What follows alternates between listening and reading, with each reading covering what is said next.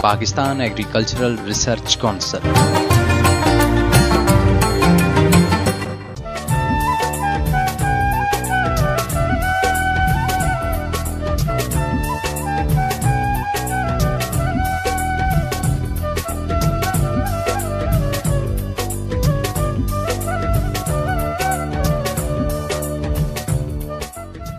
बिस्मिल्लाहिर्रहमानिर्रहीम। अस्सलाम वालेकुम मौजूद सामीन, Pakistan agricultural research council Islamabad और ये आवाज़ आपके मेज़बान मसूद मल्लिक की। प्रोग्राम है रेशम के कीड़े पालना और आज हम इस सिलसिले में गुफ्तगू के लिए अपने स्टूडियोज में जनाब ले आए हैं जनाब डॉक्टर अशरफ साहबजादा को। अस्सलाम वालेकुम सर और खुशामदीद। वालेकुम सलाम। यकीनन हमारे सुनने वाले डॉक्टर साहब की शख्सियत से बखूबी वाकिफ़ होंगे। पाकिस्तान में ज़राअत के हवाले से एक बहुत बड़ा नाम अल्हम्दुलिल्लाह इस धरती को, इस सरजमीन को सरसब्ज रखते हैं और अपनी माहिराना जो राय है उसको लोगों तक पहुंचाते हैं, अपने तजुर्बात को बांटते हैं और उसको फरोग देते हैं। डॉक्टर साहब, आज भी हम रेशम साजी की सनत के हवाले से कुछ पहलुओं पे आपसे बातचीत करेंगे, लेकिन उससे पहले हमारे सुनने वालों के लिए हमारा हेल्पलाइन प्रोमो। ताया जी, आज शम्स आ रहे हैं और आप इतने उदास। बेटा उदास क्यों ना हूँ, फसल भी कुछ अच्छी नहीं हुई, मवेशी बीमार रहने लगे हैं, सब्जियां लगाने का सोच रहा हूँ मगर पिछले साल की तरह सारे का खौफ है। अरे कौन है? अरे मैं हूँ शम्स।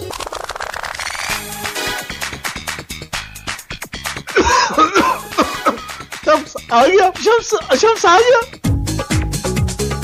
अरे अब्बा फिक्रमंद क्यों होते हैं, मैं आपके सारे मसाइल का हल लेकर आया हूँ। वो क्या?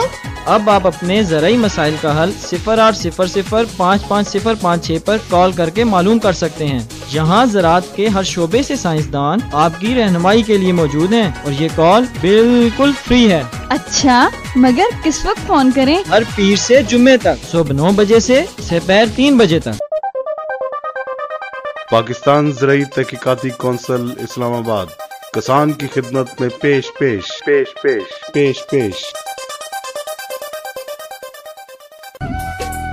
जी वेलकम बैक वंस अगेन। आपने हमारा हेल्पलाइन प्रोमो सुना और डॉक्टर साहब, आज हम इस सनत की बुनियाद यानी रेशम साजी की सनत की बुनियाद बेसिकली शहतूत के पेड़ पे, दरख्त पे, पौधे पे है।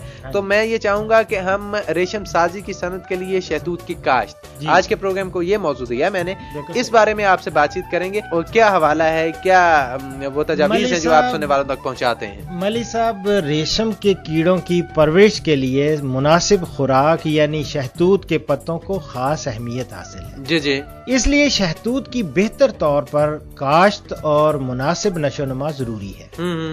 और शहतूत कसीरुल मकासद पौधा है, ये याद, इससे बहुत सारे फायदे हैं। जी जी। इसकी काश्त मुख्तलिफ तरीकों से की जाती है। इमारती लकड़ी हासिल करने के लिए दरख्त का तना लंबा और सीधा होना चाहिए। ठीक है। इसकी शाखें कम होनी चाहिए और पत्तों की मिकदार या साइज को कोई अहमियत नहीं दी जाती। सही। और टोकरियां बनाने के लिए ऐसे पौधे होने चाहिए जो पतली और लंबी शाखें पैदा करें। लेकिन रेशम के कीड़े पालने के लिए शहतूत के पौधों से कीड़ों की खुराक के लिए ज्यादा से ज्यादा पत्ते हासिल करना जरूरी होते हैं। अलावा इस बात का भी ख्याल रखा जाना चाहिए कि मौसम बहार से मौसम खजां तक जी नरम और सब्ज पत्ते सही खासे वाफर मिकदार में वो हासिल हो सके, ताकि साल में रेशम की 4 से 7 नस्लें तैयार की जा सके। अच्छा सर, यहाँ एक सवाल मेरे जहन में उठता है कि आपने बताया खज़ां और बहार के ये दरमियानी अरसे में सरसब्ज पत्ते इसके हैं जो वो जरूरी हैं। शहतूत की काश्त का दौरानिया है जो वो मौजूद तरीन मौसम है जो जिसमें सब्जा, एक वक्त ऐसा भी आता है कि जब बिल्कुल झाड़े का सीजन होता है तो उस वक्त तो दुश्वारी होती होगी। रेशम साजी की सनत पे भी इसके जारी बात है कि बड़े दूरस असरात मंफी शक्ल में मुरतब होते होंगे। तो कौन सा दौरानिया है जो इसके लिए, क्योंकि आपने बताया बड़ा महदूद सा पीरियड होता है इसका सारा 42-43 दिन का जिसमें ये तैयार हो जाते हैं, तो कौन सा दौरानिया और मौसम है जो उसकी अगर थोड़ी सी तफसील बता दें। देखिए मलिक साहब, बात ये है कि ये जो मैंने कहा ना दौरानिया तो ठीक है 42 दिन हो गए, लेकिन हमने साल में लेनी होती हैं 7 नस्लें, 4 से 7 नस्लें वो तैयार करनी होती हैं। ये शहतूत का दरख्त जो है इसको पहले मैं ये बताऊं कि इसके काश्त के कई तरीके हैं। ठीक है। اگر کاشت زرعی زمین میں کرنا ہو تو پودے زیادہ فاصلے پر لگائے جاتے ہیں۔ اس بات کا خاص خیال رکھا جاتا ہے کہ دوسری زرعی فصلوں کا نقصان نہ ہو، ٹھیک ہے، اور کیڑوں کی پرورش کے لیے بھی مناسب مقدار میں پتے حاصل ہوتے رہیں۔ ٹھیک ہے، ایسی صورت میں ملی صاحب بہتر یہ ہے کہ شہتوت کے پودے کھیت کی اطراف اور کھال کے کناروں پر لگائے جائیں۔ پودوں کا درمیانی فاصلہ بھی مناسب ہونا چاہیے تاکہ پودے کی شاخیں خوب پھیلیں اور پتے کافی مقدار میں حاصل ہوں۔ ٹھیک ہے، اس کے علاوہ قیمتی لکڑی بھی دستیاب ہو۔ اگر شہتوت کی کاشت جنگل میں دوسرے پودوں کے ساتھ کی جائے اور کیڑوں کی پرورش کے لیے پتے حاصل کرنا بھی مقصود ہو تو اس صورت میں پودے درمیانے قد کے ہونے چاہیے اور ان کو قطار میں 150 سینٹی میٹر کے فاصلے پر لگانا چاہیے، ٹھیک ہے، اور ہر قطار کا درمیانی فاصلہ 300 سینٹی میٹر ہونا چاہیے۔ صحیح۔ اور ملی صاحب موسم بہار، اب بات ہو رہی تھی، آپ نے موسم بہار خزاں کی بات کی، تو موسم بہار میں شگوفے نکلنے سے پہلے 1 میٹر کی بلندی پر درخت کی کٹائی کر دی جاتی ہے، اور شگوفے نکلنے پر ہر پودے پر 3 اچھی شاخیں منتخب کر لی، ٹھیک ہے، اور پھر اگلے سال موسم بہار میں شگوفے نکلنے سے پہلے ان تینوں شاخوں کو 1/2 میٹر کی بلندی پر سے کاٹ دیں۔ ٹھیک ہے، اس طرح ہر کٹی ہوئی شاخ کے سر سے نئی شاخیں نکلیں گی، واہ، اور شہتوت نہایت عمدہ اور وافر مقدار میں پتے دینے والا درمیانے قد کا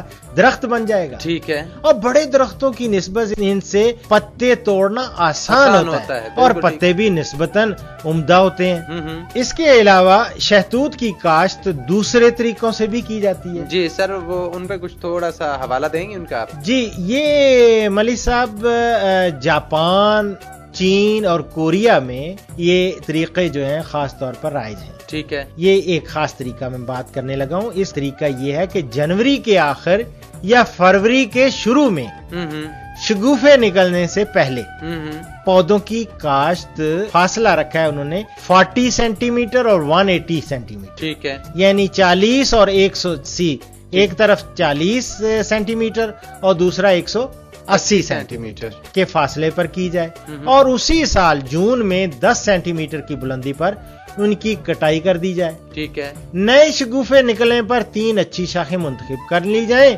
جن کی اگلے موسم میں شگوفے نکلنے سے قبل 10-10 سینٹی میٹر کی بلندی پر کٹائی کر دی جائے، اور نئی شاخیں نکلنے پر ہر تنے سے 2 اچھی شاخیں منتخب کر لی جائیں۔ ان کے پتوں پر فصل بہار کے کیڑوں کی پرورش کرنے کے بعد جون میں کٹائی کر دی جاتی ہے تاکہ دوسری فصل کے لیے تازہ اور نرم پتوں والی نئی شاخیں نکل آئیں۔ ٹھیک ہے، اس طرح شاخوں کی کٹائی کرنے سے ریشم کے کیڑوں کے لیے نرم اور عمدہ پتے حاصل کیے جا سکتے ہیں، اور ہمارے ریسرچ کا جو ہمارے ہاں NARC میں ریسرچ ہوئی ہے اور اس کے حوالے سے مختلف پہلوؤں پر تحقیق کی ہے لوگوں نے، ہمارے سائنسدانوں نے، اور یہ طرز کاشت نہایت موزوں اور کامیاب ثابت ہوئی ہے۔ صحیح۔ اس طرح تیار کردہ پودوں سے پتے کم وقت میں اور بآسانی توڑے جا سکتے ہیں جو درخت نما بڑے پودوں سے حاصل نہیں ہوتے۔ ٹھیک ہے، مزید برآں ان پودوں سے ہر فصل یعنی بہار، گرما اور خزاں کے لیے نرم اور عمدہ پتے مہیا ہو جاتے ہیں جو کیڑوں کی بہتر پرورش کے لیے بہت ضروری ہیں۔ ٹھیک ہے، اور ملی صاحب ہر سال شاخ تراشی سے پودے اور پتے بیماری سے محفوظ رہتے ہیں، خاص کر تنے کی سنڈی درخت پر حملہ آور نہیں ہوتی۔ ان فوائد کو مد نظر رکھتے ہوئے ریشم کے کیڑے پالنے والوں کو چاہیے کہ وہ اس جدید طریقہ کاشت کو اپنائیں اور اس سے زیادہ استفادہ کریں۔ ٹھیک ہے، اس طرح وہ فصل بہار کے علاوہ موسم گرما اور موسم خزاں میں بھی کیڑوں کی بہتر پرورش کر کے اپنی آمدنی میں